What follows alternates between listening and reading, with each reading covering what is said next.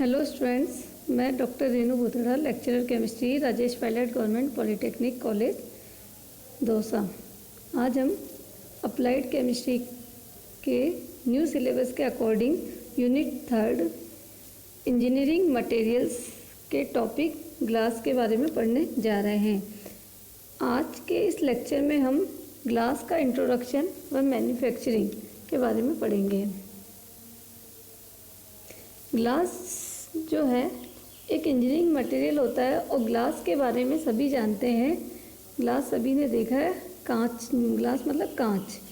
Glass को इस प्रकार डिफाइन किया जाता है कि ग्लास एक अक्रिस्टलीय, भंगुर, कठोर, पारदर्शी या अपारदर्शी सुपर कूल लिक्विड होता है, अतिशीतित द्रव होता है, जिसकी विस्कोसिटी बहुत हाई होती है और या फिर विस्कोसिटी अनंत होती है।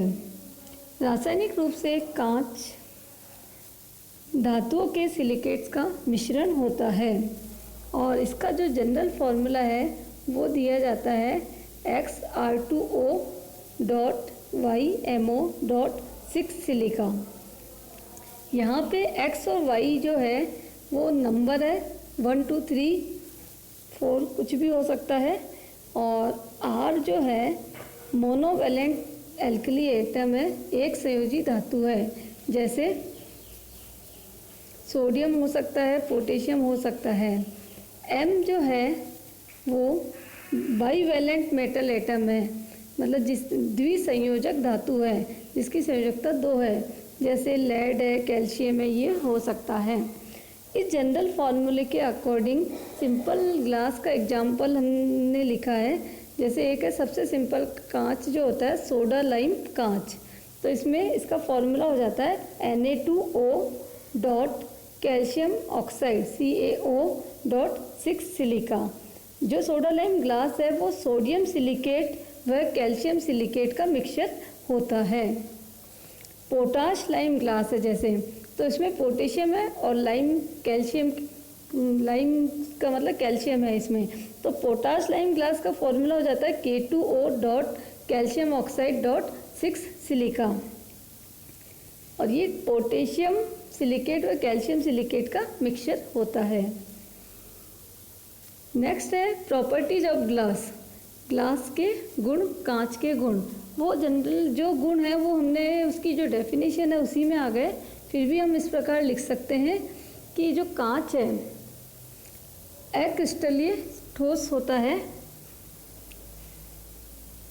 उसकी उच्च शांता होती है, विस्कोसिटी बहुत हाई होती है, कठोर होता है और फिक्स मेल्टिंग पॉइंट नहीं होता है। कांच का फिक्स मेल्टिंग पॉइंट नहीं होता है। कांच पारदर्शी भी हो सकता है और अपारदर्शी भी हो सकता है। कांच ऊष्मा व विद्युत का कुचालक होता है। ऊष्मा का चालन भी नहीं करता, विद्युत का भी नहीं करता है। कांच एक विट्रीफाइड प्रोडक्ट होता है।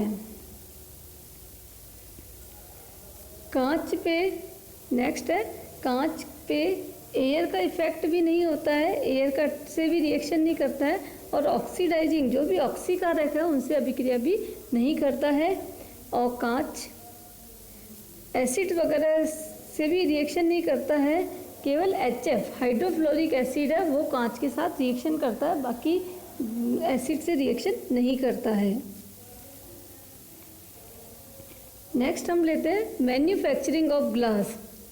कांच का निर्माण बनाया कैसे जाता है। कांच कोई भी मटेरियल बनाने के लिए सबसे पहले हमको उसके लिए कौन कौन सा मटेरियल आवश्यकता है, कच्चा माल क्या चाहिएगा, उसके बारे में जानकारी होना ज़रूरी है। तो कांच बनाने के लिए जो आवश्यक सामान है वो डिपेंड करता है कि हमको कौन सी तरह का कांच बनाना है और उसके अकॉर्डिंग रॉ मटेरियल लिया जाता है। तो रॉ मटेरियल इस प्रकार है, यदि हमको सोडियम ऑक्साइड, सोडियम वाला कांच बनाना है, सोडियम सिलिकेट चाहिएगा, तो हमको जो रॉ मटेरियल में लेना पड़ेगा सोडियम कार्बोनेट और सोडियम कार्बोनेट, सोडियम नाइट्रेट या सोडियम सल्फेट लेंगे। यदि हमको सोडियम ऑक्साइड चाहिए हमको तो सोडियम कार्बोनेट, सोडियम नाइट्रेट या सोडियम सल्फेट लेना पड़ेगा रॉ मटेरियल में। यदि पोटेशियम ऑक्साइड चाहिए हमको कांच में तो K2CO3 या KNO3 लेना पड़ेगा। यदि कैल्शियम ऑक्साइड चाहिए तो कैल्शियम कार्बोनेट, जिसे लाइमस्टोन कहा जाता है, वो काम में आएगा। लेड वगैरह यूज़ करना, लेड कंटेनिंग ग्लास बनाना है जिसमें लेड हो, तो उसके लिए रेड लेड, Pb3O4 या लिथार्ज PbO काम में लिया जाएगा। बोरोन सिलिकेट वगैरह चाहिए तो बोरेक्स यूज़ किया जाएगा, और बोरेक्स होता है Na2B4O710H2O। फॉस्फोरस के लिए हमको जो रॉ मटेरियल लेना पड़ेगा P2O5 लेना पड़ेगा। नेक्स्ट रॉ मटेरियल जो सभी कांच में होता है सिलिका, क्योंकि जो कांच है वो मिक्सचर ऑफ सिलिकेट्स होते हैं, तो सिलिका सभी कांच में एक कंपलसरी रॉ मटेरियल है। उसके अलावा यदि हमको कांच को कोई भी कलर वगैरह देना है तो कलरिंग एजेंट डाले जाएंगे। उसके बहुत सारे इनऑर्गेनिक सॉल्ट्स वगैरह होते हैं जिनसे कि स्पेसिफाइड कलर आता है। जैसे कोबाल्ट ऑक्साइड है तो ब्लू कलर, क्यूप्रस सॉल्ट डालते हैं तो रेड कलर के लिए क्यूप्रस सॉल्ट, क्रोमियम ऑक्साइड का ग्रीन कलर। तो जिस भी कलर का कांच बनाना है उसके हिसाब से कलरिंग एजेंट मिक्स किए जाते हैं। नेक्स्ट है क्यूलेट्स। क्यूलेट्स होती है जो भी पुराने कांच होते हैं उनके टूटे हुए पीस जो होते हैं वो क्यूलेट्स कहलाते हैं, और इनको कांच बनाते वक्त रॉ मटेरियल के साथ मिक्स किया जाने पे जो मेल्टिंग टेम्परेचर है वो कम हो जाता है और इजी मेल्टिंग हो जाती है। जो भी रॉ मटेरियल है वो जल्दी से आसानी से मेल्ट हो जाते हैं, इसलिए क्यूलेट डाले जाते हैं। मैन्युफैक्चरिंग प्रोसेस, 4 स्टेप में मैन्युफैक्चरिंग होती है कांच की। फर्स्ट स्टेप सबसे ज़्यादा इम्पोर्टेंट है मेल्टिंग, सेकंड है शेपिंग, थर्ड है एनिलिंग और फोर्थ है फिनिशिंग। तो हिंदी में बोले तो मेल्टिंग गलाना, शेपिंग आकार देना, एनिलिंग को एनिलन बोला जाता है और फिनिशिंग को मतलब चमकाना। तो थोड़ा सा इनकी डिटेल में पढ़ लेते हैं। फर्स्ट है मेल्टिंग। मेल्टिंग का मीनिंग है गलाना। तो गलाने में यही है कि जो भी रॉ मटेरियल है, हमको जिस भी प्रकार का कांच बनाना है उसके अकॉर्डिंग रॉ मटेरियल लिए जाते हैं और रॉ मटेरियल लेके उनको बारीक पीस लिया जाता है और अच्छी तरह से मिक्स कर लिया जाता है। जैसे हमको सोडा लाइम ग्लास बनाना है, सोडा लाइम ग्लास बनाना है तो सोडियम कार्बोनेट ले लेंगे, कैल्शियम कार्बोनेट ले लेंगे और सिलिका ले लेंगे। इन तीनों को मिक्स करके बारीक इनको पीस के इनको अच्छी तरह से मिक्स कर लेते हैं। उसके बाद इसमें थोड़ी क्यूलेट्स डाली जाती है, ब्रोकन ग्लास पीसेस डाले जाते हैं, और ये जब मिक्सचर बन जाता है इसको बैच कहा जाता है। इस बैच को फिर किसी फर्नेस में, जो कांच बनाने के लिए जो फर्नेस काम में आती है, टैंक फर्नेस या पॉट फर्नेस, इन दोनों में से कोई एक फर्नेस में इस बैच को, जो रॉ मटेरियल का मिक्सचर है, उसको डाला जाता है और फर्नेस को 1400-1500 डिग्री सेंटीग्रेड तक हीट किया जाता है और इस मिक्सचर को 1400-1500 डिग्री तक हीट किया जाता है। इस टेम्परेचर पे जो भी सब्सटेंस है वो मेल्ट हो जाते हैं और आपस में रिएक्शन करके सिलिकेट्स बना लेते हैं। मेल्ट होने से पहले कई मटेरियल में से यदि कार्बन डाइऑक्साइड है वो बाहर निकल जाती है और ऑक्साइड बन जाते हैं, और आपस में फिर ऑक्साइड बनने के बाद सिलिका से रिएक्शन होकर सिलिकेट्स बन जाते हैं, और जो मिक्सचर बनता है ये सिलिकेट्स का, ये मिक्सचर ग्लास कहलाता है। पर इस स्टेप में बहुत हाई टेम्परेचर पे होने के कारण ये मेल्ट फॉर्म में ही रहता है। मेल्टिंग के दौरान जो रिएक्शन होती है वो हमने सोडा लाइम ग्लास के हिसाब से बताई है। सोडा लाइम ग्लास के जो रॉ मटेरियल है वो सोडियम कार्बोनेट, सिलिका और कैल्शियम कार्बोनेट होते हैं। तो मेल्टिंग के दौरान सोडियम कार्बोनेट है उसकी सिलिका से रिएक्शन होती है और Na2SiO3 होती है, मतलब सोडियम सिलिकेट बन जाता है और साथ में CO2 बाहर निकल जाती है। कैल्शियम कार्बोनेट जो है उसका डिकम्पोजिशन हो जाता है और कैल्शियम ऑक्साइड प्लस CO2 बन जाती है, और ये जो कैल्शियम ऑक्साइड बना वो और हायर टेम्परेचर पे सिलिका से रिएक्शन करके कैल्शियम सिलिकेट CaSiO3 बना लेता है।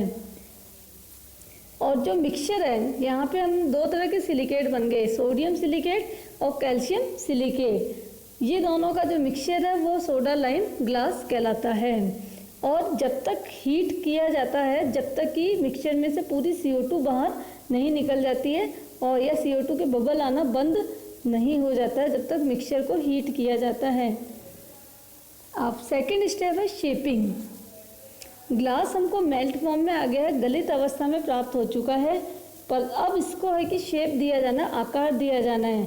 जो भी मेल्ट फॉर्म में ग्लास है, उसको जो भी हमको उस ग्लास का आइटम बनाना है, उसके साँचे में उस गलित कांच को भर दिया जाता है और ताकि वो उस शेप में आ जाए। तो उसको इस प्रकार साँचों में, माउल्ड्स में भर के उसको ग्लास को शेप दिया जाता है। थर्ड स्टेप है एनीलिंग। अभी ग्लास का टेम्परेचर, अभी ग्लास लगभग लिक्विड अवस्था में, गलित अवस्था में ही है, तो उसके बाद अब उसको सॉलिड फॉर्म में लाने के लिए उसको ठंडा करना पड़ेगा। पर ठंडा करने का ये है कि यदि हम ग्लास को एकदम तेज़ी से ठंडा कर दें तो ग्लास क्रैक हो जाता है, टूट जाता है। इसका कारण ये है कि ग्लास हीट का इंसुलेटर है, ऊष्मा का कुचालक है। तो जब हम ग्लास को एकदम ठंडा करते हैं, जो कांच है, जो भी आर्टिकल है, उसको एकदम ठंडा करते हैं, तो बाहर से तो ठंडा हो जाता है परंतु अंदर से ठंडा नहीं हो पाता, जिसके कारण उसमें स्ट्रेस प्रोड्यूस हो जाता है और वो क्रैक हो जाता है। तो ग्लास को क्रैक होने से बचाने के लिए जब ठंडा किया जाता है तो जो धीरे धीरे करके ठंडा किया जाता है, और कांच को जो मेल्ट फॉर्म में है उसकी धीरे धीरे करके ठंडा करने का जो प्रोसेस होता है वो एनीलिंग कहलाता है। तो थर्ड स्टेप अपनी है एनीलिंग। तो इसमें यही है कि जो भी शेप हमने कांच को दिया है वो मेल्ट फॉर्म में था, उसके बाद उसको धीरे धीरे करके ठंडा किया जाता है, और धीरे धीरे ठंडा करने के लिए अलग अलग चैम्बर होते हैं जिसमें टेम्परेचर डिक्रीजिंग ऑर्डर में होता है, कम होते हुए होता है। जैसे 800 डिग्री में से पहले पास किया, फिर 700, 600, 500, 400, इस प्रकार धीरे धीरे करके टेम्परेचर कम होता है ताकि कांच की जो भी है वो कूलिंग धीरे धीरे हो सके। जब कांच ठंडा हो जाता है तो उनको माउल्ड्स में से निकाल लिया जाता है, साँचों में से निकाल लिया जाता है और शेप आ जाता है उसका, जो भी आइटम बनाना है। और आइटम बनाने के बाद में लास्ट स्टेप है फिनिशिंग। फिनिशिंग में का मतलब ये है कि जो भी आइटम बना उसको अब अट्रैक्टिव बनाना है। अट्रैक्टिव बनाने के लिए उसको पहले साफ़ किया जाता है, वॉशिंग वगैरह की जाती है। यदि कोई किनारे वगैरह उनकी कटिंग वगैरह करके उसको चमकाया जाता है, पॉलिशिंग वगैरह की जाती है। इस प्रकार कांच को अट्रैक्टिव बनाया जाता है और ये स्टेप फिनिशिंग कहलाता है। तो इस प्रकार 4 स्टेप में, फर्स्ट स्टेप थी melting, second shaping, third annealing, fourth finishing. इन 4 स्टेप्स के द्वारा कांच बनाया जाता है, और जो भी रॉ मटेरियल लिए जाते हैं, जो कांच बनाना है उसके अनुसार लिए जाते हैं। तो आज हमने कांच का इंट्रोडक्शन, प्रॉपर्टीज़ व उसके मैन्युफैक्चरिंग के बारे में पढ़ा। तो thanks for watching, thank you.